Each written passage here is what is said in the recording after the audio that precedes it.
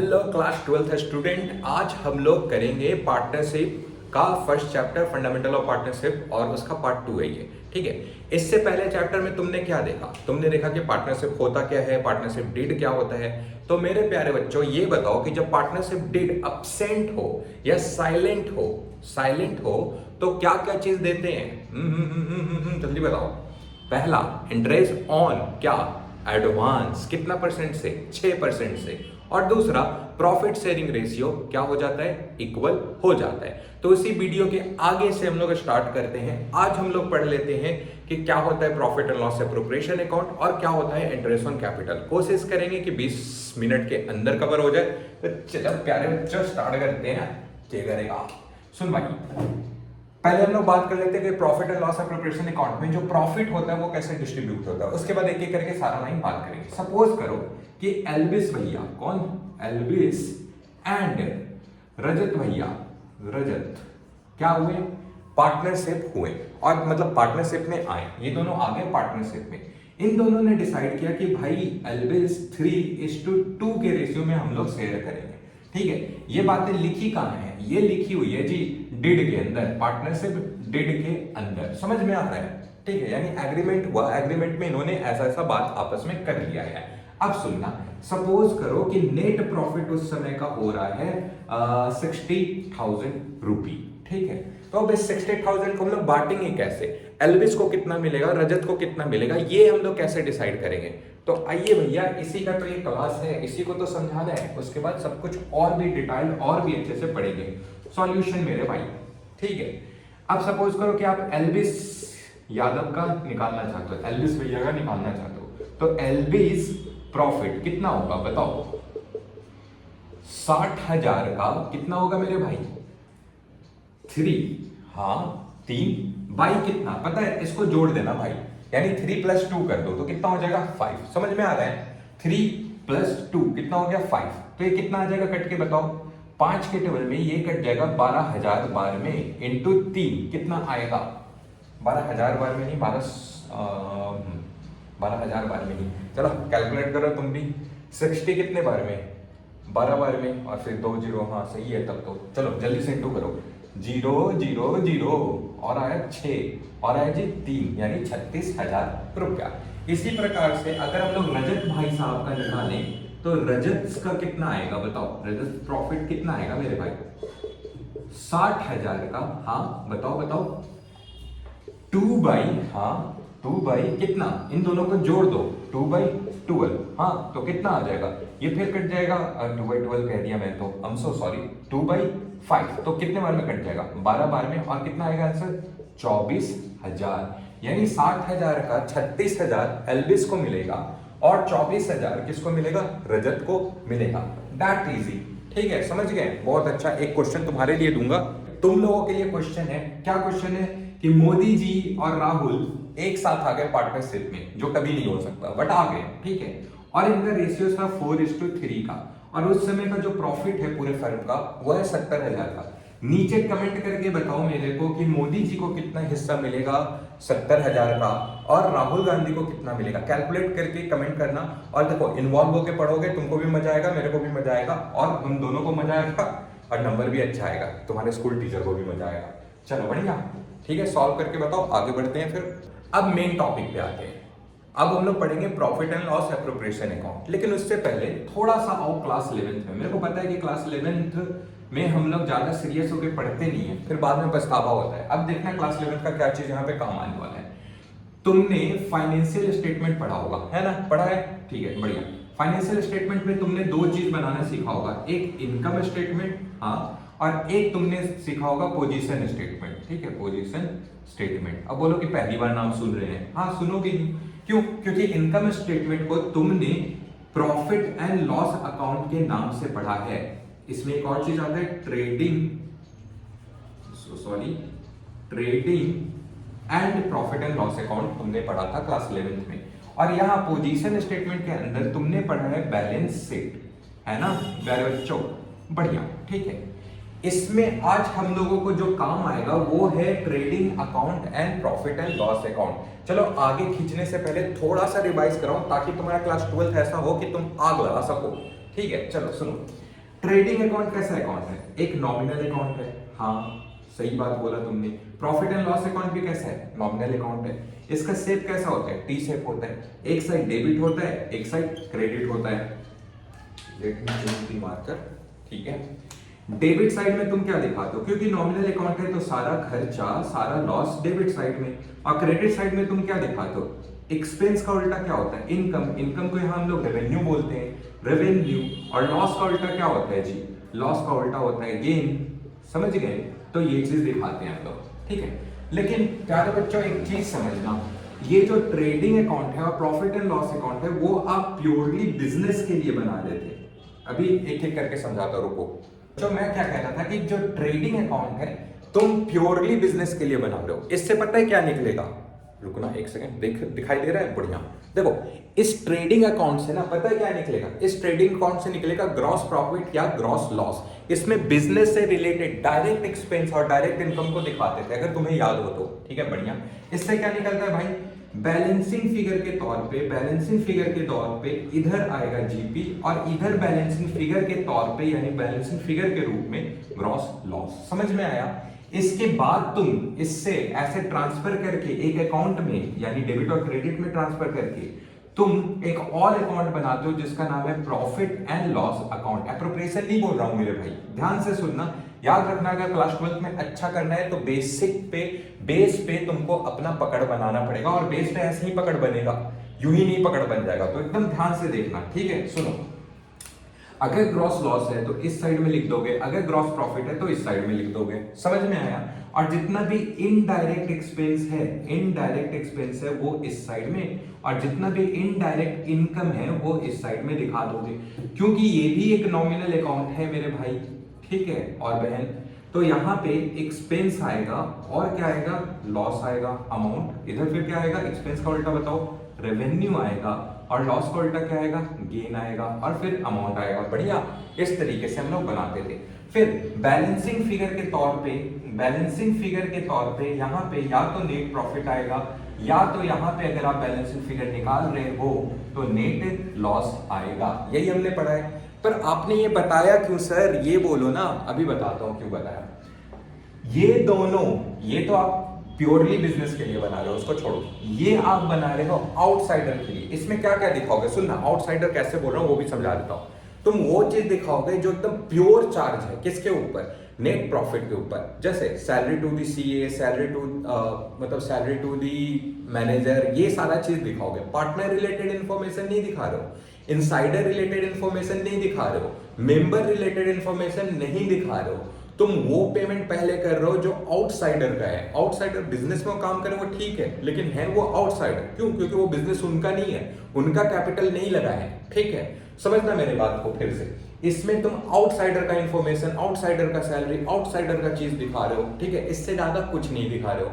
इसके बाद अगर नेट प्रॉफिट बचा, इसके बाद अगर नेट प्रॉफिट बचा, इसके बाद अगर नेट प्रॉफिट बचा, तब जाकर के तुम profit and loss appropriation account बनाओगे, वरना नहीं बनाओगे। एप्रोप्रिएशन का मतलब ही होता है कि पार्ट ऑफ, समझ लो इस पार्ट से।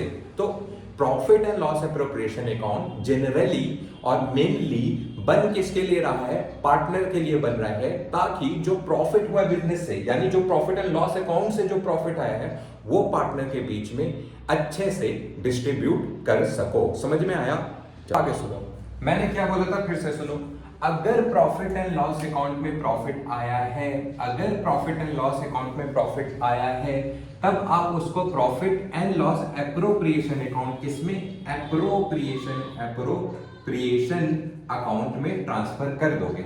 ठीक है, अगर नेट प्रॉफिट डेबिट साइड में आया है तो वो ट्रांसफर होगा क्रेडिट साइड में। क्यों? क्योंकि ये भी बाय नेचर एक नॉमिनल अकाउंट है।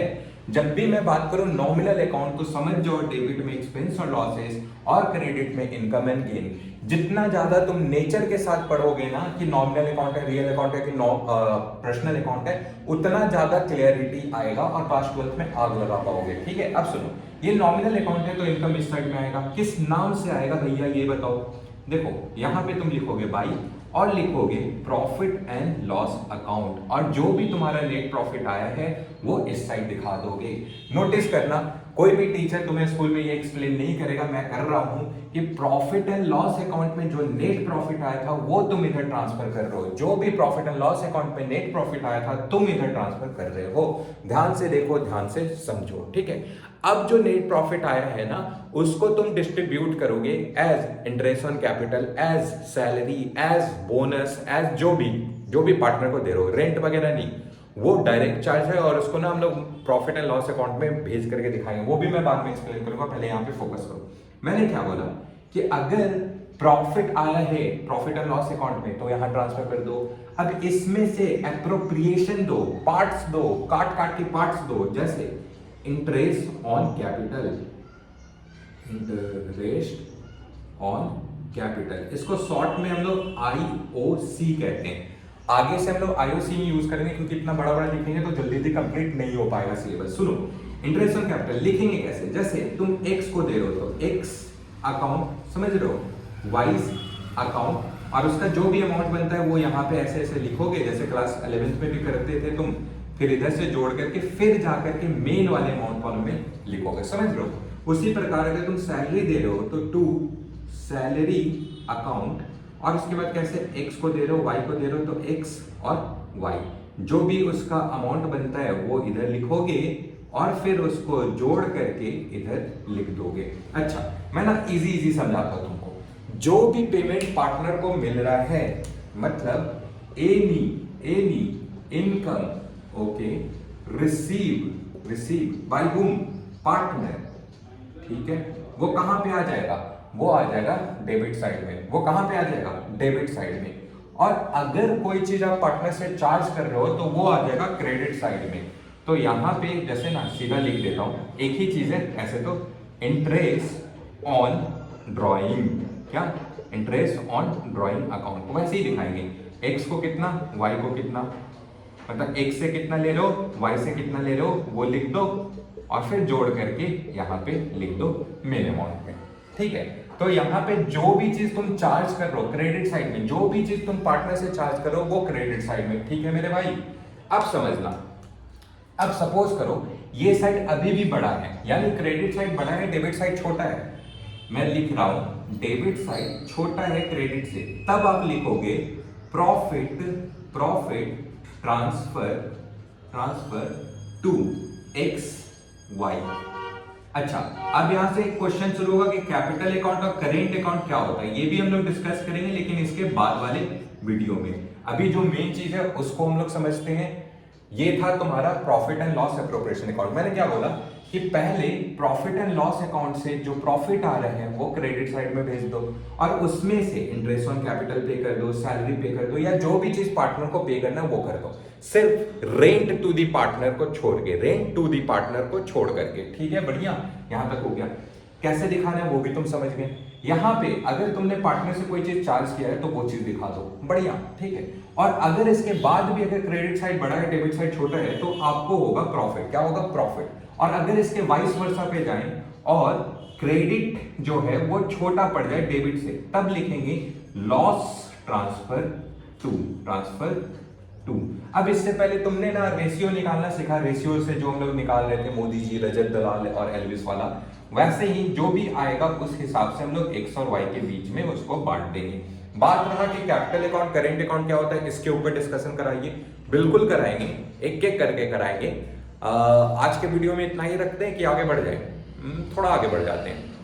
जो बुक कीपिंग है ना पार्टनरशिप के अंदर, वो दो तरीके से होता है, एक फिक्स कैपिटल मेथड और दूसरा फ्लक्चुएटिंग कैपिटल मेथड। ठीक, देखो मैं यहां बात कर रहा हूं कि फिक्स कैपिटल अकाउंट के अंदर, फिक्स कैपिटल मेथड के अंदर पार्टनर्स कैपिटल अकाउंट और पार्टनर्स करेंट अकाउंट बनेगा, दो बनेगा। लेकिन इसका मतलब ये नहीं है कि प्रॉफिट एंड लॉस एप्रोप्रिएशन नहीं बनेगा, प्रॉफिट एंड लॉस एप्रोप्रिएशन यहां पे भी बनेगा और यहां पे भी बनेगा। मैंने क्या बोला उसको थोड़ा शॉर्ट में तुमको समझाता हूं। देखो तुम मेथड चाहे ये फॉलो करो, डजंट मैटर, तुमको profit and loss appropriation account बनाना पड़ेगा, profit and loss appropriation account बनाना पड़ेगा, चाहे कुछ भी हो जाए। आगे सुनना, फिक्स कैपिटल मेथड किसको कहते हैं? जहां पे पार्टनर ने डिसाइड कर लिया है कि पूरे साल वो एक fix amount of capital invest करेंगे, fix amount of capital invest करेंगे, यानी फिक्स मेथड। बुक के क्वेश्चन में लिखा हुआ रहता है देयर कैपिटल आर फिक्स या दे हैज फिक्स कैपिटल, मतलब कुछ भी फिक्स नाम आ जाएगा, समझ लेना कि फिक्स कैपिटल मेथड है।